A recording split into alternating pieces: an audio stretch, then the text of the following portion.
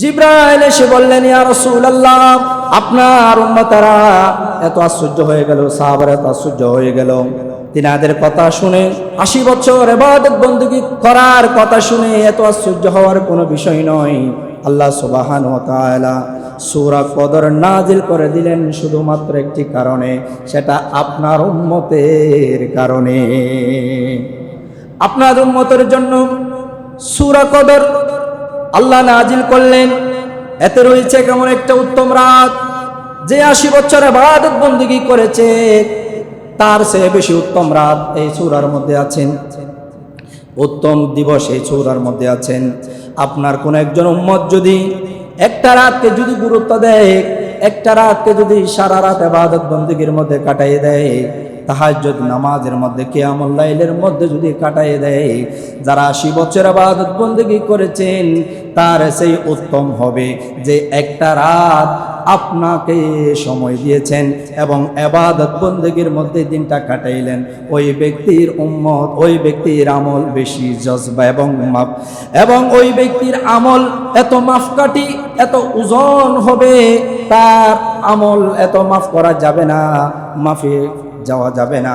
ওই 80 বছরের তুলনায় ওই ব্যক্তির আমল ভারী হবে। তখন আমার রাসূলের কথা শুনি মুস্কি হেসে দিলেন এবং দোয়া করে দিলেন, যারা এই রাতগুলাকে সম্মান করবে, যারা এই রজনীগুলাকে সম্মান করবে, তাদের জন্য আল্লাহর রাসূল ওই বৈঠকের মধ্যে স্পেশাল দোয়া করে দিলেন। সুবহানাল্লাহ। লাইলাতুল কদরের ফজিলত ভাইরা আমার দেখেন, ফেরেশতাগণ প্রত্যেক বান্দাদের জন্য দোয়া করেন। যারা লাইলাতুল কদর তালাশ করবে, যারা এই 10টা রাতকে সম্মান দিবেন, শুধু তাই নয়, মানুষ তো দোয়া করবে, শুধু তাই নয়, ফেরেশতারাও তাদের জন্য দোয়া করেন। ওয়ানা আনাস ক্বালা ক্বালা রাসূলুল্লাহ সাল্লাল্লাহু আলাইহি ওয়াসাল্লাম, ইযা কানা লাইলাতুল কদরি নাযালা জিবরাইল আলাইহিস সালাম ফি কাবাকাবাতি ইউসাল্লুনা আলা কুল্লি আবদিন কায়িমিন আও কায়িদিন ইয়াযকুরুল্লাহ আযজা ওয়া জাল্লা। হযরত আনাস রাদিয়াল্লাহু তাআলা আনহু থেকে বর্ণিত হাদিস, নবী করিম সাল্লাল্লাহু আলাইহি ওয়াসাল্লাম ইরশাদ করেন, যখন কদরের রাত শুরু হয়ে যায় তখন জিবরাইল ফেরেশতাদেরকে নিয়ে আসমানের মধ্যে আসেন। প্রত্যেক আসমানের মধ্যে খোঁজ খবর নেবেন এবং সপ্তম আসমানে, প্রথম আসমান থেকে নিয়ে সপ্তম আসমান পর্যন্ত মানুষের খোঁজ খবর নেবেন এবং দাঁড়িয়ে দাঁড়িয়ে যারা ইবাদত বندگی করেন তাদের দিকে তাকাবেন। কোন ঘরে কোন ব্যক্তি ইবাদত বندگی রত আছে এবং কোন জায়গার মধ্যে কোন ব্যক্তি ইবাদত বندگی রত আছে। যারা দাঁড়িয়ে দাঁড়িয়ে কিয়ামুল লাইল পড়ছেন, যারা দাঁড়িয়ে দাঁড়িয়ে কদর তালাশ করছেন, যারা বসে বসে আল্লাহর জিকির করছেন, এবং শুধু তাই নয়, ফেরেশতারা জিবরাইল সব ফেরেশতা ওই ব্যক্তির জায়গার মধ্যে গিয়ে ওই ব্যক্তির জন্য আল্লাহর দরবারে দোয়া করে। কেমন কথা! ফেরেশতারা আপনি বান্দার জন্য, আপনি সারা রাত কদর তালাশ করেছেন, কিয়ামুল লাইল পড়েছেন, তাসবিহ তাহলিল পড়েছেন, কোরআন তেলাওয়াত করেছেন, বিভিন্ন আনুষঙ্গিক বই পড়েছেন, ইসলামিক বই পড়েছেন এবং নিজের জ্ঞানকে আপনি উৎফুল্ল করেছেন। সেই কারণে আল্লাহ সুবহানাহু ওয়া তাআলা খুশি হয়ে জিবরাইলকে পাঠাইলেন, আয় জিবরাইল, যাও যাও যাও আমার বান্দাদেরকে একটু দেখে আসো। তখন জিবরাইল খুশি হয়ে সব ফেরেশতা সম্মিলিত হয়ে আপনার চতুর্দিকে বসে আপনাকে মাঝখানে রেখে আপনার জন্য আল্লাহর দরবারে দোয়া করেন। ভাইয়েরা আমার, বড় চমৎকার হাদিস। সামিআনা জিবারান খাবিশি ইয়াকুলু সালতু আন নবী কাআব রাদিয়াল্লাহু তাআলা ফাকুলতু ইন্না খাকা ইবনে মাসউদ ইয়াকুলু মান ইয়াকিমুল হাওলা ইউসিবু লাইলাতুল কদর।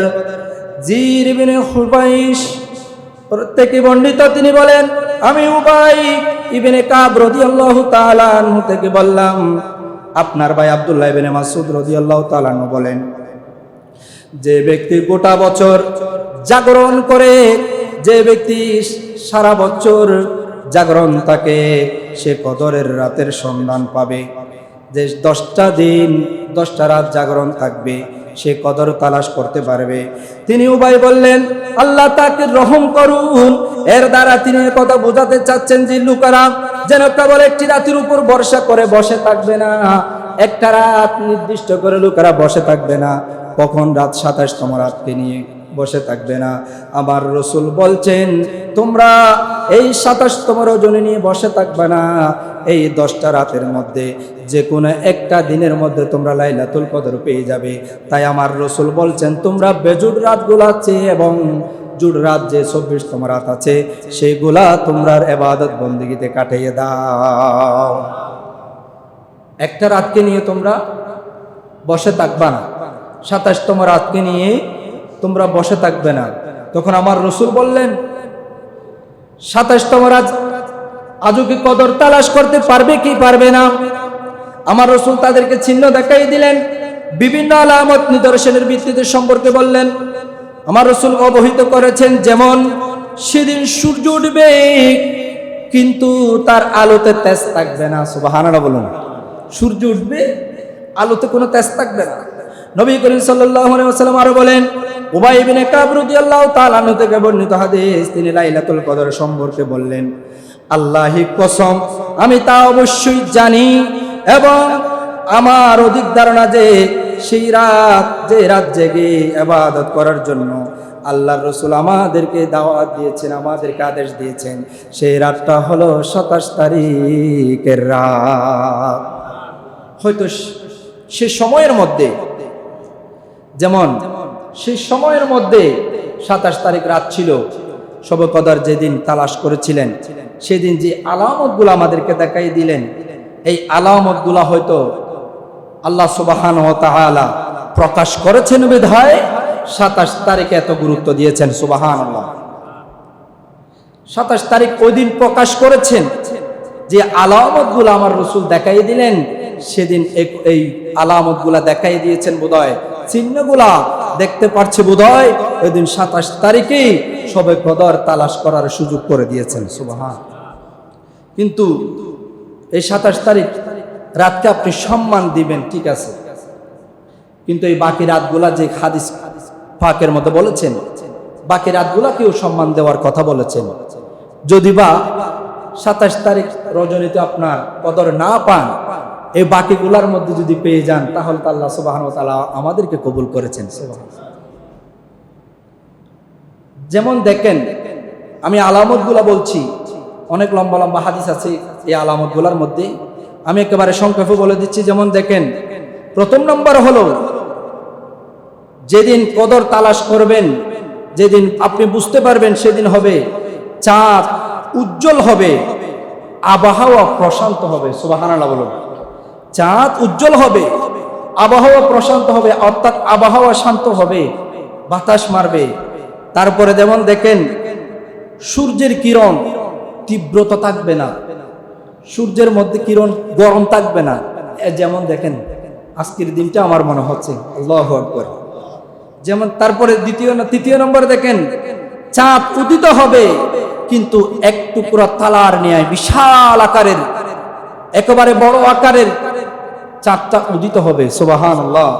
তারপরে চতুর্থ নম্বর দেখেন, আবহাওয়া ঠান্ডাও হবে না, গরমও হবে না। সুবহানাল্লাহ। তারপর পঞ্চম নম্বর দেখেন, আকাশে কোনো উল্টা পিণ্ড দেখা যাবে না। যেমন এই হাদিসের মধ্যে, হাদিসে নবী করিম সাল্লাল্লাহু আলাইহি ওয়াসাল্লাম, লাইলাতুল কদর উজ্জ্বল একটি রাত, না গরম না ঠান্ডা, না একেবারে মানুষের কষ্ট হবে, এইরকম যখন আপনি রাতকে পাবেন তখন বুঝতে পারবেন নয় গরম নয় ঠান্ডা, তখন বুঝতে পারবেন মনে হয় আজকে লাইলাতুল কদর তালাশ করতে হবে। সুবহানাল্লাহ। তারপরে 6 নম্বর হলো, অসংখ্য ফেরেশতারা যেদিন লাইলাতুল কদর হবে, অসংখ্য ফেরেশতারা জিবরাইল সহ, জিবরাইল প্রধান হয়ে জমিনের মধ্যে ছড়িয়ে পড়বেন। ভাইরা আমার, শুধু তাই নয়, আন-নবী হুরায়রা রাদিয়াল্লাহু তাআলা قال رسول الله صلى الله عليه وسلم ليلة القدر ليلة السابعة أو 29 وإن ملائكة তিলকাল লাইলাতে আকসারু ফিল আরদি মিন আদাদিল হাসান। আবু হুরায়রা রাদিয়াল্লাহু তাআলা আনহু থেকে বর্ণিত হাদিস, নবী করিম সাল্লাল্লাহু আলাইহি ওয়াসাল্লাম বলেছেন, লাইলাতুল কদর রয়েছে সপ্তম এবং অথবা নবম অথবা বিংশ এবং যে রাতে পৃথিবীর নুড়ি পাথরের চেয়ে এবং বেশি সংখ্যক ফেরেশতাগণ জমিনে ছড়িয়ে পড়বে। নুড়ি পাথর দেখেছেন? নুড়ি পাথর, ছোট্ট ছোট্ট পাথর আর কি। এই নুড়ি পাথরগুলা গণনা করে শেষ করতে পারবে? পাথর কখনো ছোট ছোট ছোট ছোট পাথরগুলা কখনো গণনা করে শেষ করতে পারবেন না। এই নুড়ি পাথরের চেয়ে বেশি অগণিত ফেরেশতারা জমিনে আসবেন, অর্থাৎ যারা লাইলাতুল কদর তালাশ করবে তাদেরকে পাহারা দিবেন। সুবহানাল্লাহ। আমি তো বলেছি শুধু পাহারা দিবেন তাই নয়, শয়তানকে শৃঙ্খলে আবদ্ধ রাখবেন। শয়তান ওদিন বের হতে পারবে না। আপনাকে যেরকম গ্রাস করুক না কেন শয়তান আপনাকে ধরতে পারবে না। কিন্তু নফসের শয়তান বড় শয়তান। আপনি ইবাদত বন্দেগী করছেন, মনে মনে বলবেন ওই দোকানের মধ্যে, দোকান তো খোলা আছে, মানুষ তো বসে আছে, একটু আড্ডা দিয়ে আসি না। এরকম যখন মনে হবে তখন মনে মনে ভাববেন আমাকে নিশ্চয়ই নফসের শয়তানে পেয়েছে, আমি নিশ্চয়ই আড্ডা দেওয়ার কথা বলা হয়েছে, আমাকে নফসের শয়তানে পেয়েছে। এই নফসের শয়তান থেকে যখন আপনি বাঁচতে পারবেন আপনি জান্নাতে হবেন। নফসের শয়তান হচ্ছে বড় শয়তান। আপনারা বলেন না সবচাইতে পৃথিবীর মধ্যে বড় বিচারক হলো নিজের বিবেক। বড় বিচারক হলো কি? নিজের বিবেক। নিজের বিবেককে আপনি প্রশ্ন করবেন, নিজের বিবেককে যখন আপনি হেফাজত করবেন দেখবেন একজন আদর্শবান ব্যক্তি হিসেবে আপনি প্রতিষ্ঠিত হবেন। সুবহানাল্লাহ। ভাইরা আমার, আল্লাহ সুবহানাহু ওয়া তাআলা আমাদেরকে এই লাইলাতুল কদর হিসেবে নিয়ামত দিলেন। আমার রাসূল আমাদেরকে সিস্টেম দেখাই দিলেন। একটা দোয়া আমাদেরকে বেশি বেশি পড়ার জন্য বললেন। সেই দোয়াটা হলো, এবার দেখেন, আয়েশা ক্বালাত ক্বালতু ইয়া রাসূলুল্লাহ সাল্লাল্লাহু আলাইহি ওয়াসাল্লাম রাআইতু আন আমিলাতু লাইলাতুল কদরি মা আকুলু ফিহা ক্বাল আল্লাহুম্মা ইন্নাকা আফুন কারীমুন তুহিব্বুল আফওয়া ফা'ফু আন্নী। এই দোয়াটা যদি বেশি বেশি যদি পড়েন তাহলে দেখবেন আমার আল্লাহ আপনার জীবনের গুনাহ মাফ করে দিবেন। একটু আমার জবান একটু পড়ি তো, আল্লাহুম্মা ইন্নাকা, আর একটু জবান খুলে বলি, আল্লাহুম্মা ইন্নাকা আফুন কারীমুন তুহিব্বুল আফওয়া ফা'ফু আন্নী। আমিন। এর অর্থ হলো যেমন, হে আল্লাহ তুমি তো খুবই ক্ষমাশী, ক্ষমা করাই তো তোমার ভালোবাসা। সুবহানাল্লাহ বলুন। ক্ষমা করাই আল্লাহর ভালোবাসা, সুতরাং আল্লাহ আমাদেরকে তুমি ক্ষমা করে দাও। এই দোয়াটা সময়ের মধ্যে সবসময় বেশি বেশি পড়বেন। যারা পারেন এই দোয়াটা অবশ্যই মুখস্থ করে ফেলবেন, যারা পারেন এই দোয়াটা মুখস্থ করে ফেলবেন। যখন সময় পান এই দোয়ার মাধ্যমে আল্লাহর দরবারে হাত তুলে দিবেন, যেমন দেখবেন এই দোয়ার বরকতে আল্লাহ আপনাকে ক্ষমা করে দিবেন। সুবহানাল্লাহ। আল্লাহ সুবহানাহু ওয়া তাআলা আমাদেরকে কদর তালাশ করার সবাইকে তৌফিক দান করুক, আমিন। এবং আজকের রাতটাকে, রাতের কথা এসেছেন, 24তম রাতের কথাও এসেছেন, কিয়ামুল লাইল চলছেন। এই কিয়ামুল লাইলে আমার রাসূল বলছেন কিয়ামুল লাইল হওয়ার কারণ হলো কিয়ামত তো দণ্ডায়মান হওয়া। কিয়ামত তো কি? দণ্ডায়মান হওয়া, অর্থাৎ দাঁড়িয়ে থাকা। লাইল রাতে দাঁড়িয়ে দাঁড়িয়ে যে যত বেশি ইবাদত বন্দেগী করবে তত বেশি আল্লাহর রহমত সেখানে বর্ষণ হবে। এখানে কিয়ামুল লাইল চলছেন, আপনারা 2-3 কাতার ছাড়া মানুষ আসেন না। এত একটা বরকতময় আর পাবেন না, এত একটা বরকতময় রজনী হয়তো আর পাবেন না।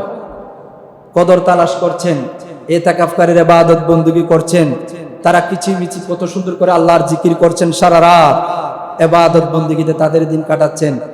কত সৌভাগ্যবান, কত সৌভাগ্যবান মাতা পিতা তারা।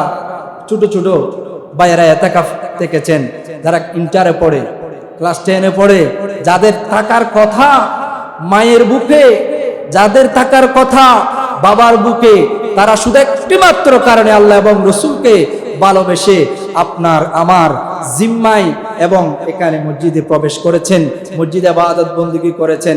আল্লাহ সুবহানাহু ওয়া তাআলা তাদেরকে কবুল করুক, আমিন বলেন। সেটা যাকে তাকে কবুল করে নাই, আল্লাহ যাকে কবুল করেছে, আল্লাহ যে মা বাবাকে কবুল করেছেন সেই সন্তানকে আল্লাহ কবুল করেছেন। তিনটা জিনিস থেকে যাবে, তিনটা জিনিস দুনিয়ার বুকে থেকে যাবে। সেই দুনিয়ার বুক থেকে কিয়ামত পর্যন্ত আপনার কবরে যেতে থাকবে, সুবহানাল্লাহ। সেটা হলো একজন সুসন্তান। আপনি একজন সুসন্তান তৈরি করে গেছেন, সুসন্তানের বিনিময়ে আপনি মা বাবা জান্নাতি হবেন, সুবহানাল্লাহ। সদকায়ে জারিয়া কোন একটা রাস্তা করে গেছেন, কোন একটা টিউবওয়েল বসিয়ে দিয়েছেন, যেমন এই মসজিদের জন্য একটা কোন একটা জায়গা বা কোন একটা প্লেয়ার, কোন টাইলস, কোন একটা কিছু আপনি দান করে গেছেন, এগুলো সদকায়ে জারিয়া কিয়ামত পর্যন্ত যেতে থাকবে। আরেকটা হলো আমল কিতাব, যারা লিখেন, যারা পড়েন, এই যে কিতাবাদি বিভিন্ন বই থেকে পড়ছি, যারা লেখালেখি করে, এই সমস্ত লেখা যখন থেকে যাবে, যারা পড়বে কিয়ামত পর্যন্ত তার কবরে সওয়াব যেতেই থাকবে। আমি বিশেষ করে গুরুত্ব দেব এই যে নেককার সন্তান।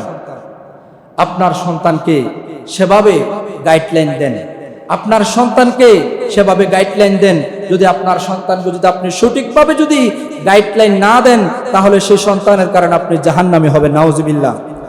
আপনাকে প্রথমত আপনার সন্তানকে গাইডলাইন দেওয়ার শর্ত হলো আপনাকে প্রথমত কোরআন হাদিস শিক্ষা দিতে হবে, কোরআন হাদিসের চর্চা শিক্ষা দিতে হবে, এবং বিভিন্ন সাহাবীদের, বিভিন্ন মনীষীদের, যারা উত্তম পন্থা ব্যক্তি আছেন, আল্লাহর ওলিরা আছেন, তাদের জীবনী শিক্ষা যখন দিবেন, সেই সন্তান আদর্শ সন্তান হবে।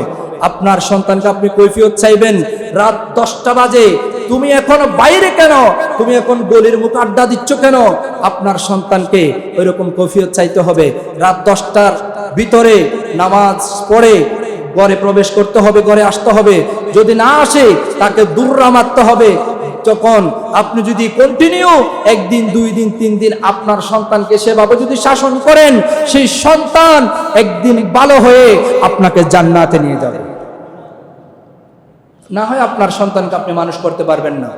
এই যে বর্তমান পরিস্থিতি খুব ভয়াবহ, আপনার সন্তান সিগারেট খাচ্ছে, আপনার সন্তান ইয়াবা সেবন করছেন, আপনার সন্তান ফেনসিডিল ধরছেন, আপনার সন্তান গাঞ্জা খাচ্ছে, আপনার সন্তান শরাব পান করছে, কিন্তু আপনি হয়তো জানেন না, আপনি হয়তো শাসন করতে পারছেন না।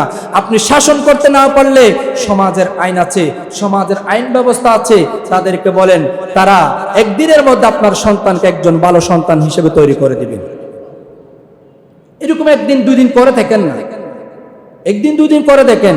না হয় এই যে আমাদের এলাকা, এদিকে কতগুলা মানুষ গেল, তাকে আপনি সোলাইয়ে কেড়ে নিলেন, টাকা পয়সা কেড়ে নিলেন, এটা কি ভালো কাজ? নিশ্চয়ই আপনি মা বাবার দোষ। আপনি তাকে গাইডলাইন দেন নাই, আপনি তাকে সঠিকভাবে শিক্ষা দেন নাই। সন্তানকে যদি কোরআন হাদিস শিক্ষা দিতেন, সেই সন্তান কখনো আরেকজনের পকেটের দিকে হাত দিত না, ঠিক কিনা বলেন? সে কখনো আরেকজন থেকে জিনিস ছিনিয়ে নিত না। এখনো সময় আছে বাবারা, আপনার সন্তানকে গাইডলাইন দেন। আপনার সন্তান কোথায় যাচ্ছে, কোন দিকে যাচ্ছে, আপনি নজর দেন। আপনি সারা বছর মাথার গাম পায়ে পেলে পরিশ্রম করছেন, দিন মজুরি করছেন, রিক্সা চালাচ্ছেন, অফিসে সময় কাটাচ্ছেন, কিন্তু এদিকে আপনার পরিবার, আপনার সন্তান আপনি লেলিয়ে দিয়েছেন। সে টাকা, সেই সন্তান আপনার কোনো কাজে আসবে না, আপনার জিয়ারতে আসবে না, কোনো রকম কবরের মধ্যে ঢুকাই দিবে, আপনার কখনো জিয়ারত পর্যন্ত আসবে না, কারণ আপনার সন্তানকে আপনি শিক্ষা দেন নাই। আমি হাত জোর করে বলবো, আপনার সন্তানকে এখনো সময় আছে, একজন উত্তম আদর্শ সন্তান হিসেবে শিক্ষা দেন। আপনার সন্তানকে আপনি গাইডলাইন দেন। আল্লাহ সুবহানাহু ওয়া তাআলা আমাদের প্রত্যেক মা বাবাদের সন্তানকে সঠিকভাবে গাইডলাইন দেওয়ার তৌফিক দান করুক, আমিন। আমি আপনাদের আরজ করব, বিশেষ করে ফিতরার কথা। এই যে ফিতরা সম্ভবত 110 টাকা, 110 টাকা সর্বনিম্ন। আপনি সর্বোচ্চ দিতে পারেন 2000 পর্যন্ত দিতে পারেন, তার চেয়ে বেশি দিলে কোনো সমস্যা নেই, কিন্তু সর্বনিম্ন হলো 110 টাকা। আপনি ঈদের নামাজের জামাতের আগেই দেওয়াটাই হচ্ছে সবচাইতে উত্তম। সুবহানাল্লাহ। ফজরের নামাজের পর থেকে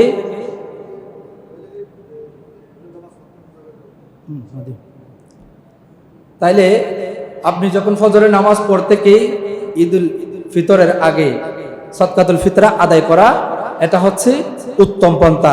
এরপরেও দিতে পারেন, কিন্তু সওয়াব কম পাবেন। ঈদের জামাতের পরেও দিতে পারেন, কিন্তু সওয়াব কম পাবেন। সবচাইতে বেশি সওয়াব পাবেন ঈদের জামাতের আগে দেওয়া। সুবহানাল্লাহ। সো হয়তো আগামী আমরা আরেকটা জুমাও পেতেও পারি, নাও পেতে পারি। যদি নসিব ভালো হয়, আল্লাহ যদি আমাদেরকে যদি নসিবে রাখেন, তাহলে আমরা আরেকটা জুমা পেতে পারি। যদি নসিবে না রাখেন, তাহলে ঈদের দিন আমাদেরকে হয়তো বা এই জুমার দিন ঈদের নামাজ আদায় করতে হবে। এখন আসেন, যেহেতু জুমা আজকে শেষ হতে পারে, নাও হতে পারে, আমি আপনাদেরকে ঈদের জামাতের একটু সময়টা একটু নির্ধারণ করে দিই। কয়টার দিকে দিলে ঈদের জামাত ভালো হবে বলেন? কি 7টায় দিব, নাকি 7:30টায় দিব, নাকি 8টায় দিব? 7:30টায় নাকি 8টায় বলেন? একটা বলেন না। 8টা? ঠিক আছে। তাহলে ঈদের জামাত আমাদের যথাসময়ে 8টায় আরম্ভ হবে। যদি আরেকটা জুমা পাই, তাহলে জুমাতুল বিদা হবে। যদি না হয়, তাহলে আমাদের এই রমজান মাসকে নিজেদের দোয়ার মাধ্যমে বিদায় দিবেন। কান্না করে করে বিদায় দিবেন, হাসি মুখে বিদায় দিবেন না।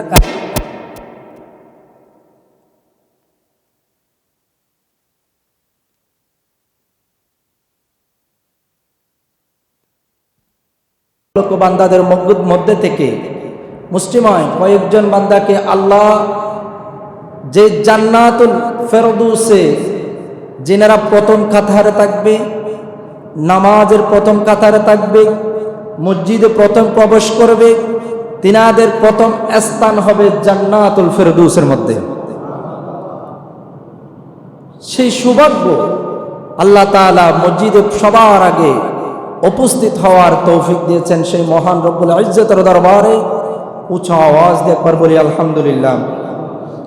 এবং সাথে সাথে অসংখ্য দরুদ নজরানা প্রেরণ করছি মানবতার দূত, মানবতার মুক্তির দিশারে দু জাহানের বাদশা নবী, হায়াতুন নবী, জিন্দা নবী, কামলে ওয়ালা নবী, মেরাজ কা দুলহা নবী হুজুর ফিরোজ আরবি সাল্লাল্লাহু তাআলা আলাইহি ওয়াসাল্লামের অসংখ্য অগণিত অপূরন্ত দরুদ নজরানা প্রেরণ করছি। ভাইরা আমার, আজকে আমার আলোচনার বিষয়বস্তু হওয়ার কথা ছিল জুমাতুল বিদা। যেহেতু আরেকটা জুমা পাওয়ার সম্ভাবনা বেশি, এই জন্য আমি আজকে একটা সাবজেক্ট সিলেক্ট করেছি। সেই সাবজেক্টটা হলো লাইলাতুল কদরের গুরুত্ব এবং ফজিলত। আল্লাহ যদি চায়, আল্লাহ তাআলা যদি আমাদেরকে দয়া করেন, তাহলে এই কদরকে আমাদের গুরুত্ব দেওয়ার আল্লাহ তৌফিক দিবেন এবং মহান রব্বুল ইজ্জতের দরবারে এই কদরের ফজিলত আমাদের প্রত্যেককে দান করুক, আমিন বলেন। আসুন, আল্লাহ সুবহানাহু ওয়া তাআলা সূরা কদর এমন ভাবে নাযিল করেছেন যেটা গোটা পৃথিবীর মধ্যে সবাই আতঙ্কিত ছিল। সাহাবারা পর্যন্ত আতঙ্কিত ছিল, সবাই গোটা খোলকায়না আতঙ্কিত ছিল এই সূরা নাযিল করার আগে।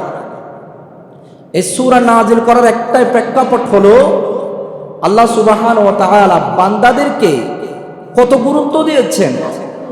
আপনার মতো আমার মতো বান্দাদেরকে আল্লাহ কত ভালোবেসেছেন। এই সূরা নাযিল করার প্রেক্ষাপট হলো এটাই। আল্লাহ সুবহানাহু ওয়া তাআলা কোরআনে কারীমের মধ্যে বলছেন, বিসমিল্লাহির রহমানির রহিম, ইন্না আনজালনাহু ফি লাইলাতিল কদর। নিশ্চয় আমি কোরআন নাযিল করেছি মর্যাদাপূর্ণ কদর রজনীতে। সুবহানাল্লাহ। এরপর বললেন, ওয়ামা আদরাকা মা লাইলাতুল কদর। আপনি কি জানেন মহিমাময় কদর রজনী কি, সে রাতটা কি? আমাদেরকে প্রশ্ন ছুড়ে দিলেন। সে রাতের বিষয় সম্পর্কে আপনি কি জানেন? সেই রাতটা কি? সেটা কি সাধারণ কোনো রাত? আপনি যেভাবে রাত কাটান সেরকম কি রাত, নাকি কোনো অসাধারণ রাত? তারপরে বললেন সেটা কোনো সাধারণ রাত নয়।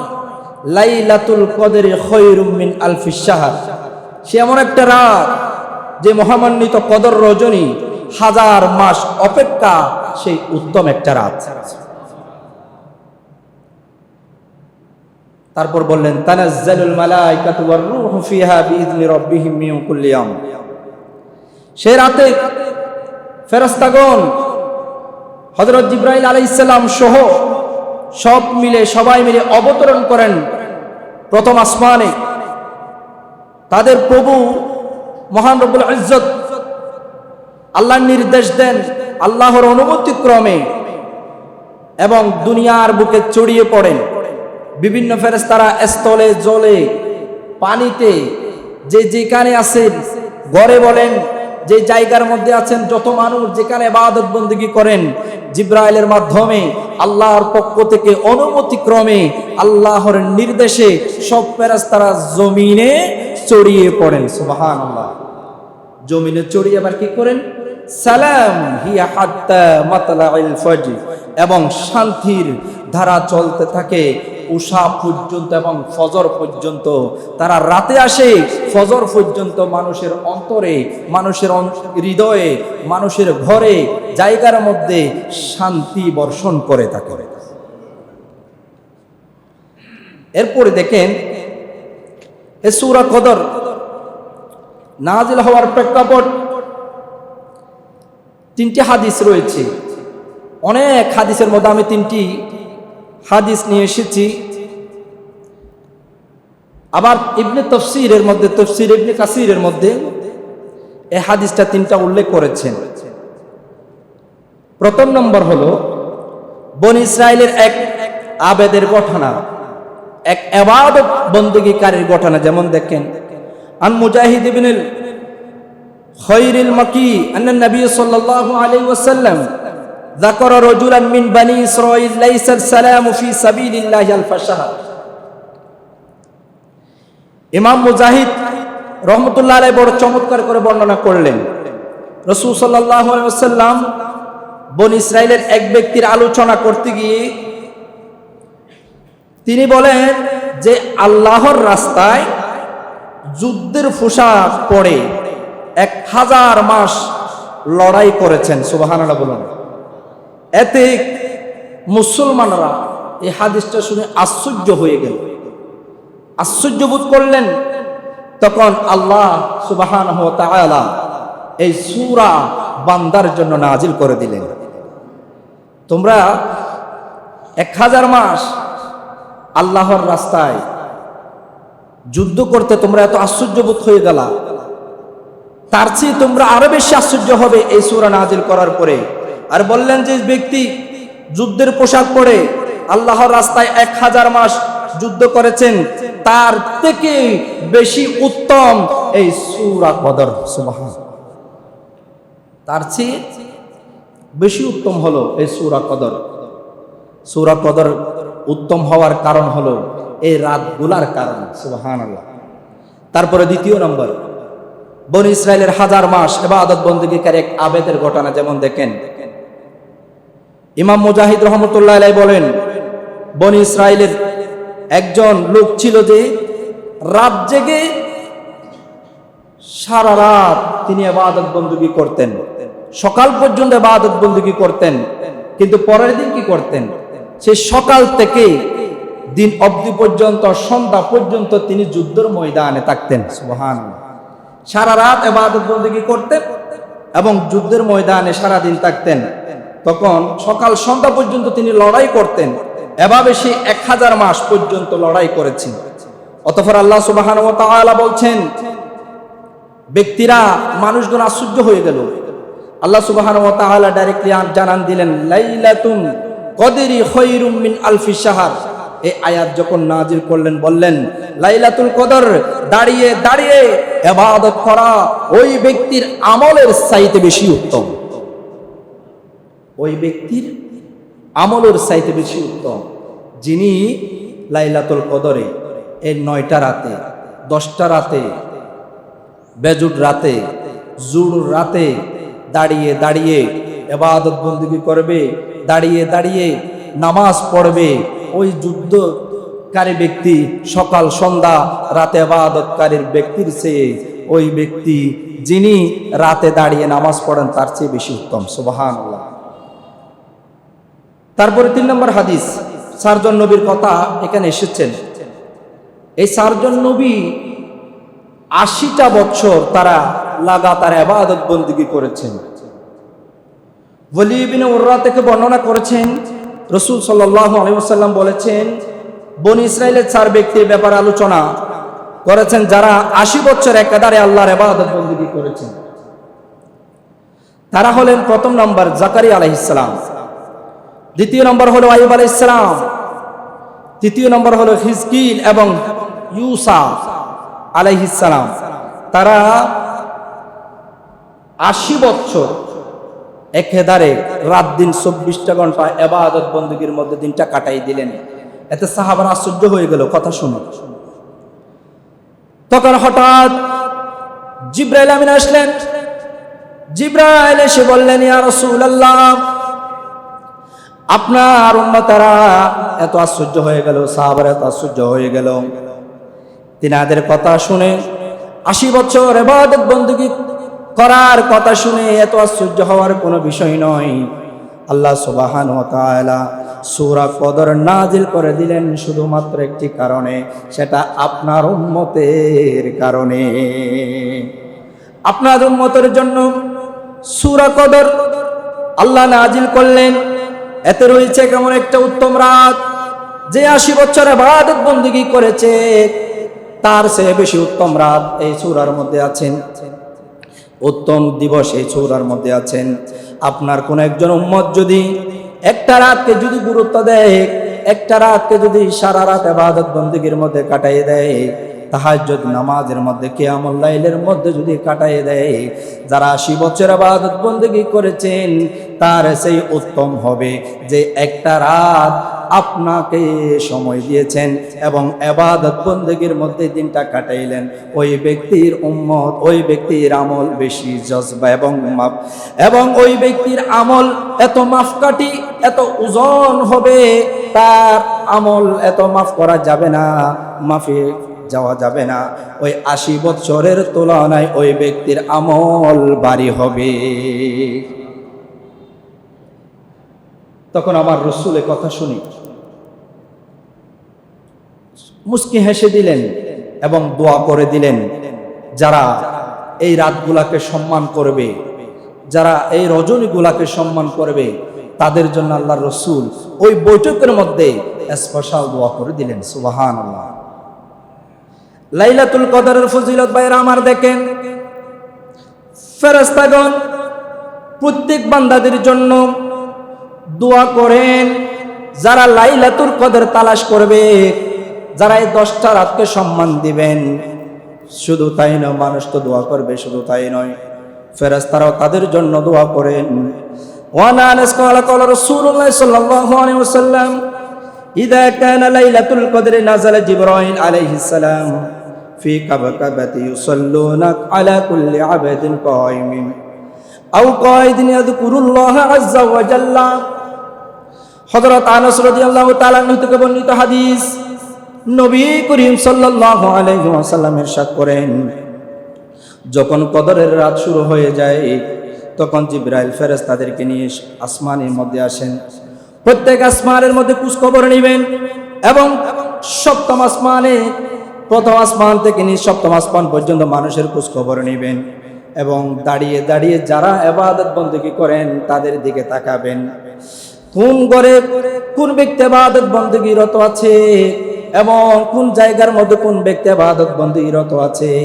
যারা দাঁড়িয়ে দাঁড়িয়ে কিয়ামুল লাইল পড়ছেন, যারা দাঁড়িয়ে দাঁড়িয়ে কদর তালাশ করছেন, যারা বসে বসে আল্লাহর জিকির করছেন, এবং শুধু তাই নয়, ফেরেশতারা জিবরাইল সব ফেরেশতা ওই ব্যক্তির জায়গার মধ্যে গিয়ে ওই ব্যক্তির জন্য আল্লাহর দরবারে দোয়া করে। কেমন কথা! ফেরেশতারা আপনি বান্দার জন্য আপনি সারা রাত কদর তালাশ করেছেন, কিয়ামুল লাইল পড়েছেন, তাসবিহ তাহলিল পড়েছেন, কোরআন তেলাওয়াত করেছেন, বিভিন্ন আনুষঙ্গিক বই পড়েছেন, ইসলামিক বই পড়েছেন এবং নিজের জ্ঞানকে আপনি উৎফুল্ল করেছেন। সেই কারণে আল্লাহ সুবহানাহু ওয়া তাআলা খুশি হয়ে জিবরাইলকে পাঠাইলেন, আয় জিবরাইল, যাও যাও যাও আমার বান্দাদেরকে একটু দেখে আসো। তখন জিবরাইল খুশি হয়ে সব ফেরেশতা সম্মিলিত হয়ে আপনার চতুর্দিকে বসে আপনাকে মাঝখানে রেখে আপনার জন্য আল্লাহর দরবারে দোয়া করেন। ভাইরা আমার, শুধু তাই নয়, কদর রাতে বান্দার পূর্বের গুনাহ সবগুলো আল্লাহ ক্ষমা করে দেন। দলিল হলো যেমন বুখারী শরীফের প্রথম খণ্ড পৃষ্ঠা নম্বর 255 নম্বর হাদিস হলো এবং 1863 নম্বর হাদিস, বান্দা যে কোনো গুনাহ করুক না কেন, বান্দা যদি কদর তালাশ করেন, বান্দা যদি এই 10টা রাত যদি আল্লাহর জন্য ব্যয় করেন, আবার আল্লাহ বলছেন, আমার রাসূল বলছেন, ওই ব্যক্তি যদি পূর্বে যদি গুনাহ করে থাকেন, আমি আল্লাহ সুবহানাহু ওয়া তাআলা ওই ব্যক্তির জীবনের সব গুনাহ মাফ করে দিব। মান কামা লাইলাতাল কদরি ঈমানান ওয়া ইহতিসাবান ইয়াগফির লাহু মান তাকদ্দামা মিন যামবি। যে ব্যক্তি ঈমানের অবস্থায়, ঈমান আনা অবস্থায় সে ঈমান এনেছেন এবং সওয়াবের নিয়তে, সওয়াব নিয়তে এবং কদরের রাত ইবাদত কাটাবে, কদরের রাত ইবাদতে কাটাবে, আল্লাহ সুবহানাহু ওয়া তাআলা তার পূর্বের সব গুনাহ আল্লাহ ক্ষমা করে দিবেন। ইবাদতের নিয়তে ঈমানের সহিত আপনি যখন রাত কাটাবেন, আপনি তো বলছেন আমি তো গুনাহ করেছি, গুনাহ তো মাপ চাওয়ার কোনো ঠিক ঠিকানা নেই, গুনাহ তো মাপ চাওয়ার কোনো স্থান নেই, আমি কিভাবে গুনাহ ক্ষমা চাইব? আমার রাসূল বলছেন, তোমরা সারা রাত ইবাদত বندگی করো, কদর তালাশ করো, কদরের নামাজ পড়ো, কদরের নামাজ পড়ে যখন দোয়া করবে, আমার আল্লাহ তোমার জীবনের গুনাহ মাফ করে দিবেন। হাজার মাসের ইবাদতের সওয়াব পাওয়া যায়। সুনান ইবনে মাজাহ হাদিস নম্বর 1646 নম্বর হাদিস, এখানের মধ্যে বলছেন, আন্না আনাস ইবনে মালিক ক্বালা দাখালা রমাদান ফাকাল রাসূলুল্লাহ সাল্লাল্লাহু আলাইহি ওয়াসাল্লাম ইন্না শাহরা ক্বাদ হাদারাকুম ওয়া ফীহি। আনাস ইবনে মালিক, বড় লম্বা হাদিস, রাদিয়াল্লাহু তাআলা থেকে বর্ণিত, তিনি বলেন রাসূলুল্লাহ সাল্লাল্লাহু আলাইহি ওয়াসাল্লাম ইরশাদ করেছেন, রমজান মাসে এলো, রমজান মাস আগমন করলো, তখন রাসূল সাল্লাল্লাহু আলাইহি ওয়াসাল্লাম বললেন, তোমাদের কাছে এই মাস এসেছে আর এতে রয়েছে এমন একটা রাত যা হাজার মাস থেকে উত্তম। এমন একটা রাত রয়েছে যা হাজার মাস থেকে উত্তম। এই থেকে বঞ্চিত হবে না কোনো ব্যক্তি, কোনো উম্মত বঞ্চিত হবে না। যে ব্যক্তি বঞ্চিত হবে তার মতো হতভাগা দুনিয়ার বুকে আর কেউ নাই। আল্লাহ আমার রাসূল আমাদেরকে জানান দিয়ে দিলেন, এই রাত থেকে তোমরা কখনো বঞ্চিত হয়ে না, এই রাতটাকে তোমরা গুরুত্ব দাও, এই রাতটাকে তোমাদের নিজেদের মতো নিজেরাই তোমাদের অন্তরে আকৃষ্ট করে রাখো। যদি তোমাদের অন্তর যদি এই রাতটাকে যদি তোমরা আকৃষ্ট করো, তাহলে তোমরা এই রাত থেকে কখনো বঞ্চিত হবে না। তাহলে তোমরা একজন সত্যিকারের বান্দা হিসেবে আল্লাহর দরবারে কবুল হবে। যদি এই রাতটাকে যারা অবহেলা করেছেন, আমার রাসূল বলছেন, তার মতো হতভাগা দুনিয়াতে আর কেউ হতে পারে না। নাউজুবিল্লাহ। এরকম হাজার হাজার লোক আছে না নাই? এই রাতটাকে গুরুত্ব দিচ্ছে না, 10টা দিনে গুরুত্ব দিচ্ছে না, নামাজে আসছে না, নামাজ পড়ছেন, আবার অনেকে রাতে তো কোনো অনৈতিক কাজে বিভিন্ন, এই যে যেমন দেখেন বর্তমান সময়ে রমজান মাস আসলে দুনিয়ার যত অনৈতিক কাজ আছে আরো বেড়ে যায়, বৃদ্ধি হয়ে যায়। নাউজুবিল্লাহ বলেন। কারণ এই সমস্ত কাজ যারা করে, রোজা রেখে এই সমস্ত অনৈতিক কাজ যারা করে, আল্লাহ সুবহানাহু ওয়া তাআলা বলছেন, আমি তাদের অন্তরটাকে শিলমোহর মেরে দিয়েছি। হাজারো রোজা আসলেও, হাজারো লাইলাতুল কদর আসলেও তাকে আমি কবুল করব না, কারণ তার স্থান হবে জাহান্নামের হাবিয়াতে। নাউজুবিল্লাহ বলেন। ভাইয়েরা আমার, এত সুন্দর মাস পাইলাম, এত সুন্দর মাসটা আমাদের কাছ থেকে বিদায় নিবি, এত সুন্দর মাস আগমন করলো, আগামী বছর এই মাস পাবো কি পাবো জানি না, আগামী বছর হয়তো আমরা হায়াত নাও পেতে পারি। এই জন্য বলেছিলাম এই রাতটাকে একটু গুরুত্ব দিবেন, অন্তত নাজাতের দিন। আমার রাসূল এত সুন্দর করে সিস্টেম দেখাই দিলেন, তোমরা এই রাতটাকে তোমরা খুঁজো, এই রাতটাকে তোমরা উপলব্ধি করো। আমার রাসূল তো বলেছে কিভাবে উপলব্ধি করবা, আমি তো দুনিয়ার বুকে দেখাই দিলাম সূর্য কিভাবে হবে, চন্দ্রের অবস্থা কি হবে, আকাশের অবস্থা কি হবে, দুনিয়ার মানুষের অবস্থা কি হবে, আল্লাহর রহমত কিভাবে হবে, সেটা তো আমি সিস্টেম দেখাই দিলাম, তোমাদেরকে জানাই দিলাম। তোমরা কেন পালন করছো না? আমি এত সুন্দর করে বলার পরেও তোমরা কেন পালন করছো না? যারা পালন করবে না তারা তো পথভ্রষ্ট হবে এবং জাহান্নামে হবে। যারা পালন করবে তারা ডাইরেক্টলি জান্নাতে যাবে। আমার রাসূল আর বলছেন, এবারে দেখেন ভাইরা, ফেরেশতাদের মুসাফা করেন। কার সাথে ফেরেশতারা মুসাফা করেন দেখেন, ফাজাইলে রমাদান পৃষ্ঠা নম্বর এত বুনিয়াদুত তালিবিন কিতাবের মধ্যে বড় চমৎকার করে ঘটনাটা লিখলেন বড় পীর আব্দুল কাদের জিলানী রহমাতুল্লাহ আলাইহি। তিনি কিতাবের মধ্যে বড় চমৎকার করে এই ঘটনাটা তুলে ধরলেন। কিতাবের হাওয়ালা দিয়ে একটি হাদিস আসা হয়েছে, আব্দুল্লাহ ইবনে আব্বাস রাদিয়াল্লাহু তাআলা আনহু বলেন, লাইলাতুল কদরে জিবরাইল ফেরেশতাদেরকে নিয়ে তাকাদা দিয়ে থাকেন, ইবাদতকারী যারা আছেন তাদেরকে চেয়ে থাকেন। ঘরের মধ্যে প্রথমত ঘরের মধ্যে প্রবেশ করেন, প্রথম নাম্বার আসমানে এসে ঘরের মধ্যে প্রবেশ করেন।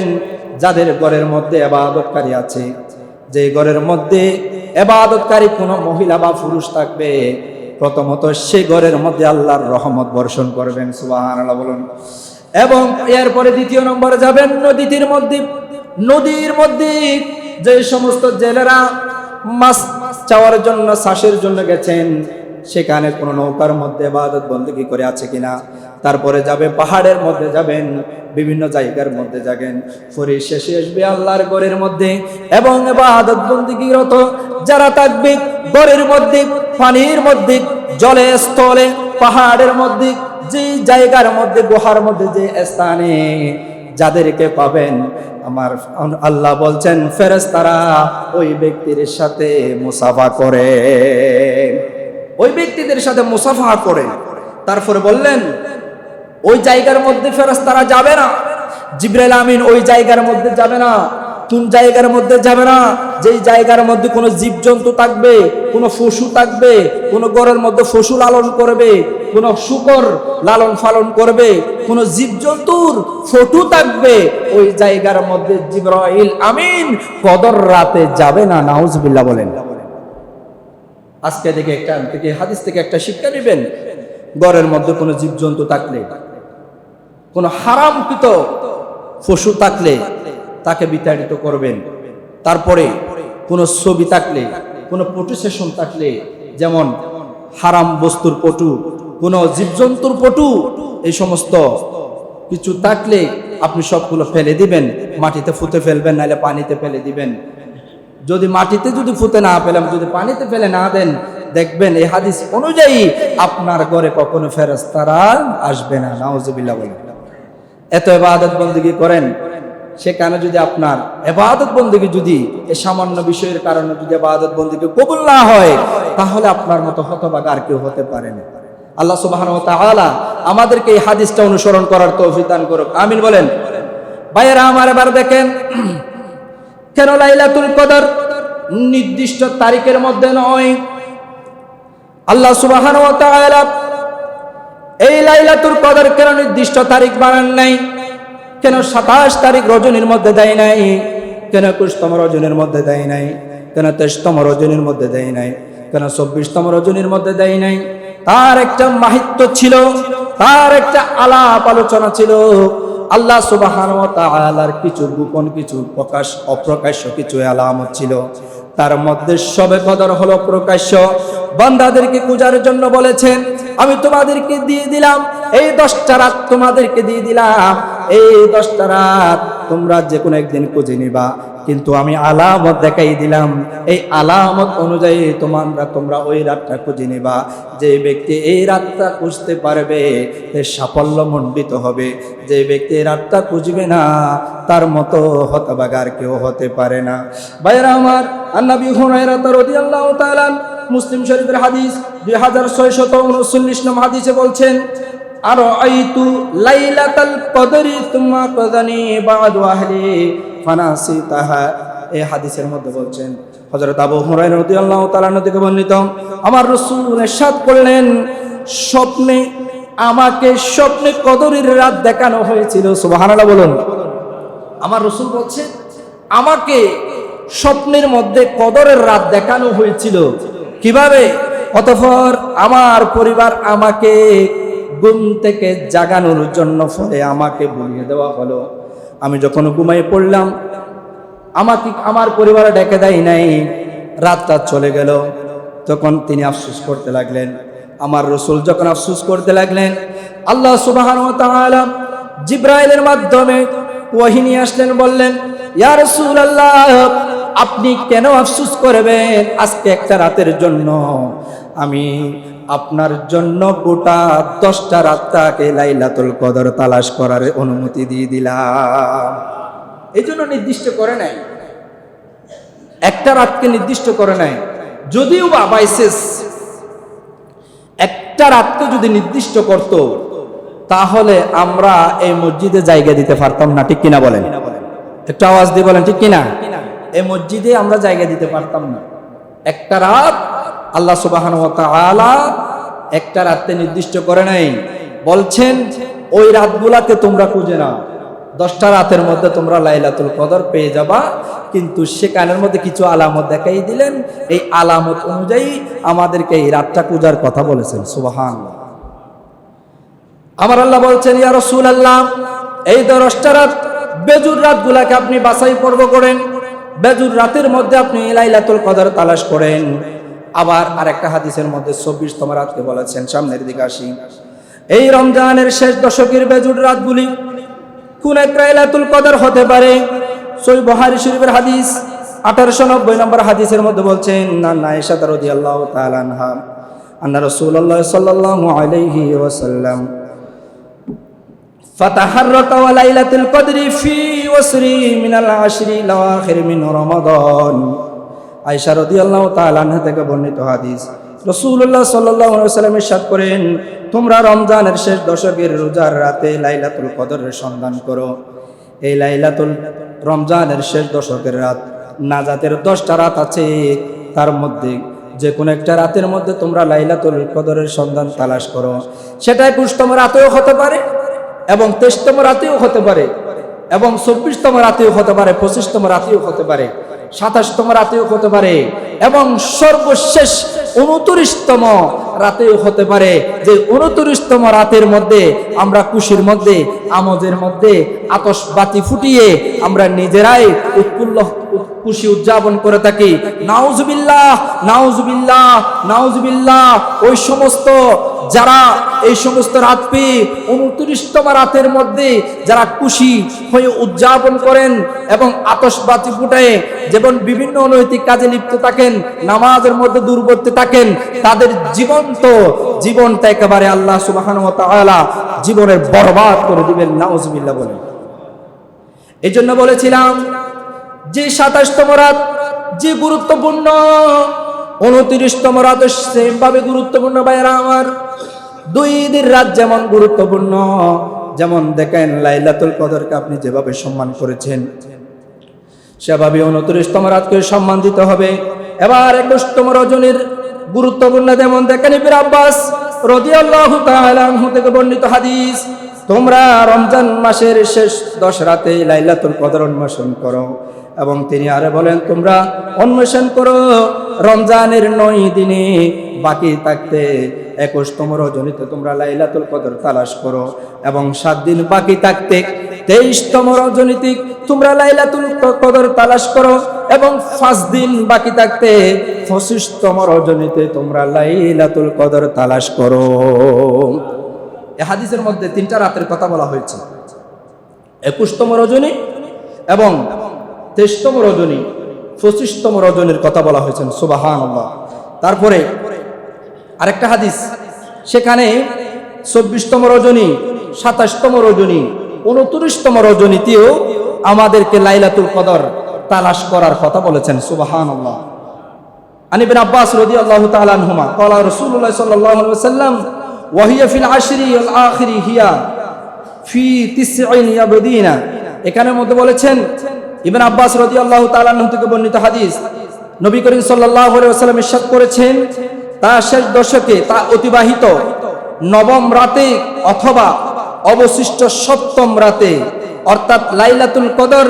ইবনে আব্বাস রাদিয়াল্লাহু তাআলা থেকে আরেকটু সূত্রে বর্ণিত আছে যে তোমরা 24তম রাতেও কদর তালাশ করো। সুবহানাল্লাহ।